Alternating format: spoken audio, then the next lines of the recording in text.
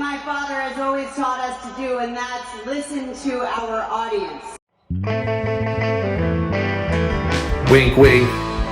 High Spots and Cheap Pops presents your moment in the Valley. Ladies and gentlemen, it is Silicon Steve Valli, and we're talking WWE programming since Saturday night. This was me Sunday morning discussing the possibilities of what lies ahead in WWE the next 48 hours between the main event and then the Raw after WrestleMania. So it's going in a great direction. I can't wait for tonight. It's going to be fun. Yeah, dude. I'm excited. It's great all around. It's been so great since Triple H took over. Nothing can ruin my day. Yes. Well, you know me. I usually wear the same shirt over and over again. This is supposed to be a culmination to send your fans happy, get your fans excited, get the blood churning, get WWE full blast through your veins. Through your veins. Damn it. And there's a reason I'm doing a Vince McMahon impersonation, folks. Because then we'll review quickly what happened from the excitement and the joy and the anticipation of arguably one of the greatest storylines ever coming to its proper end where it needed to. It was the moment. All the hard work was done. Getting this many people emotionally invested in a storyline in WWE has not happened in decades. Decades. I've been watching WWE consistently since 1985. This may have been the most interested I've ever been in a storyline since I've been a teenager.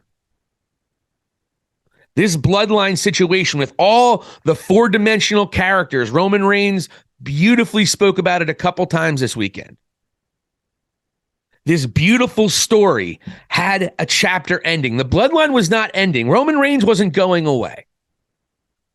But this was the moment you needed to pull the trigger. And yes, everyone thought it was happening. And yes, it was a ruse and people were shocked. If that's what you were going for, great. But the story suffered from it.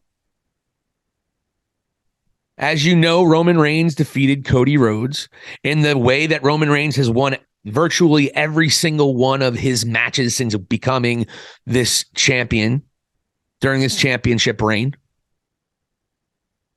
No surprises. Nothing new. And Roman Reigns beat Cody the way everybody has been beaten by Roman Reigns. And all of a sudden, all the goodwill, a lot of that goodwill went away.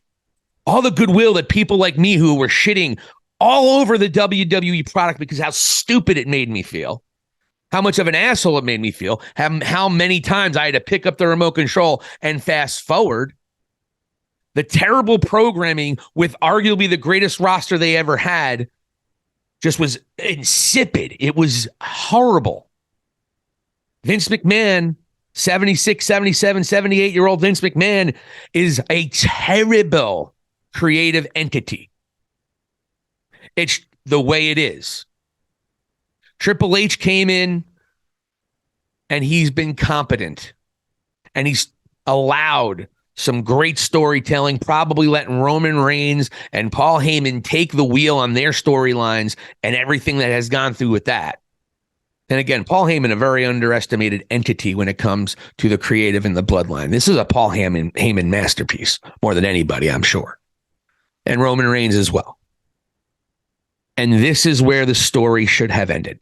At least this chapter should have ended with Cody Rhodes winning, because what you did was you took your pinnacle moment, your seminal moment of the entire year, everything you've been building up for, everything you've been getting the fans excited about, and you sent 80 to 85% of them home pissed off, annoyed, disappointed, and feeling stupid.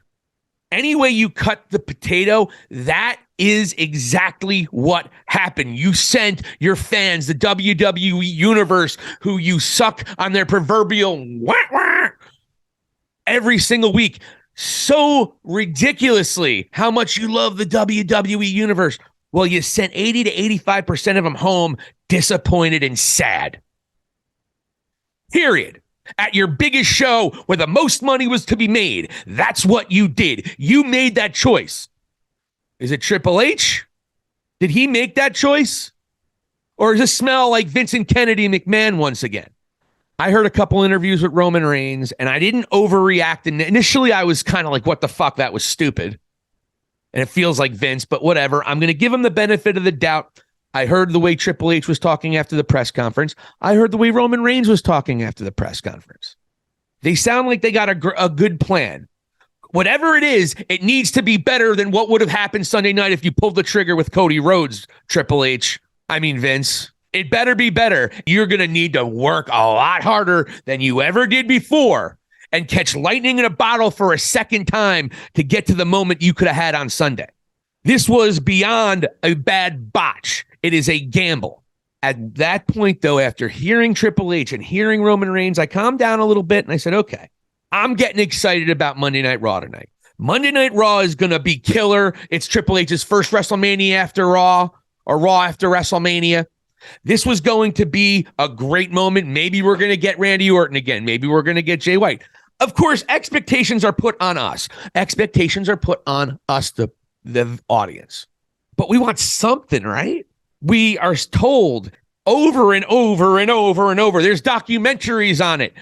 How big the Monday Night Raw is after WrestleMania. It's the biggest one of the year, the one you cannot miss. It's the big one, and it's Triple H's first, and I'm excited because I really like what I heard from their press conferences post-WrestleMania Night 2, and I was like, okay, this is going to be a great Monday Night Raw. Opens, not bad. Triple H comes out, reassures everybody WWE is not going anywhere. Nothing is changing. Everything is cool. We're all good, my babies. And everyone will take Triple H for his word because he doesn't have a history of lying to us. You are the authority. Oh, yeah, except for that whole thing. Remember that disaster? Triple H was every bit a part of that. Okay, and everyone seems to forget that and have this all his goodwill for Triple H. Don't forget, at the end of the day, he is going to do exactly what Vince McMahon wants him to do. If Vince wants to step in and take something away that he's been creating, Triple H is going to sit there and take it because he has no choice. But he is complicit. When you go out on television like you did about 4 or 5 years ago and said, you're going to listen to the fans and you're going to care what they want. Remember that with you, Stephanie, and Vince and Shane? I remember that.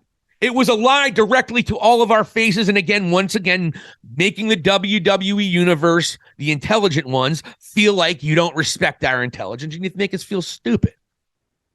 So Triple H gets the crowd emotionally invested because you know what? He has a lot of emotional equity with his fans right now because of how good the programming has been since late summer last year. So he gets a big pop. He gets a big cheer. Comes out. As he's leaving, he introduces, in a very nice, robust way, introduces the tribal chief, Roman Reigns. Roman Reigns starts making his way down. As he's walking away, he hugs Triple H. Roman Reigns hugs Triple H. And it seems like they're simpatico.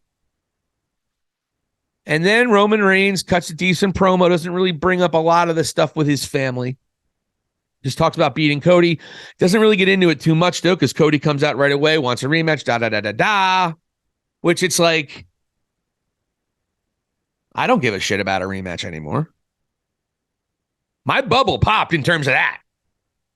I'm okay. You didn't want to, if you can't pull the trigger with Cody anytime soon, unless you had a match last night and gave that crowd the difference, which then you're still going to deal with why didn't you do it at Mania? So we knew that wasn't going to happen. There was just a little hope. But that ship sailed as far as I'm concerned. You had your moment at WrestleMania Night 2. Now you got to build and create or build off of that and create something that would have been a better situation to pull the trigger with Roman in terms of losing. It better be something bigger and it better be something better than what you had Sunday night. And it's going to be very hard and difficult to get there for damn sure. So Monday Night Raw, folks. What can you say about the Raw from WrestleMania? We're excited. We're ready. We are ready to enjoy the biggest Monday Night Raw of the year. After that, with Roman and Cody, Brock Lesnar's announced as his partner. There were a lot of really cool parts of the storyline. It was the best part of the show. And so they set up a match between Cody and Lesnar and Roman and Sikoa. Now, Brock was over the top buddy with Cody Rhodes. And I was like, he's about to hit him. It didn't happen.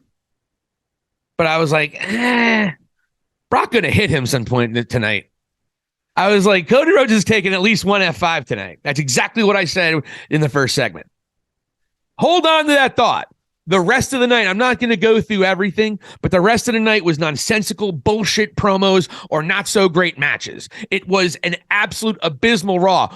Matt Riddle came back. Yippity-doo-dah day. Other than that, it was nonsensical promos going absolutely nowhere. There were reports that scripts were amended and changed during the show. It felt like a Vince McMahon Raw. It had no direction. It had nothing that you can anticipate and be happy about.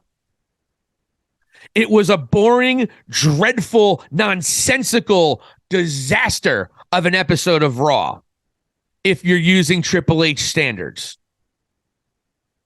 Sunday night was an abysmal disaster if you're using Triple H standards.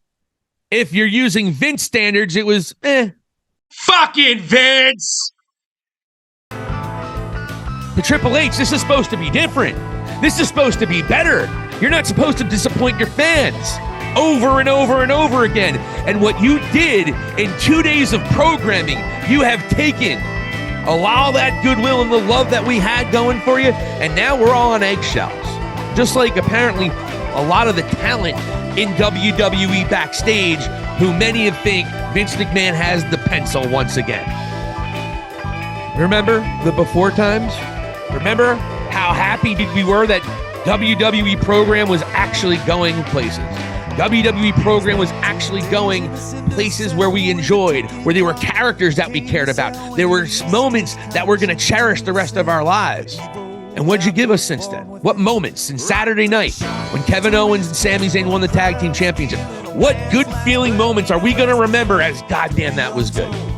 There ain't a goddamn one. Night 2 of WrestleMania or last night's Raw. There's not one moment people are going to say that was fucking awesome.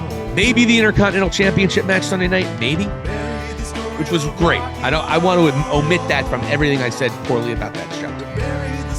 And they had the pins set up. All you had to do was you had a 4-foot putt to end this story and give your fans what they wanted, which you've been doing since August of last year. You've been doing it since Brock Lesnar hopped on a tractor. And to do this to the fans, it just shows that disregard for what the fans want that we got so used to for almost a decade. That same old bullshit and disappointment that we felt time after time. This is the American Nightmare, Cody Rhodes. Thank you for watching, and please hit the subscribe button on High Spots and Cheap Pots.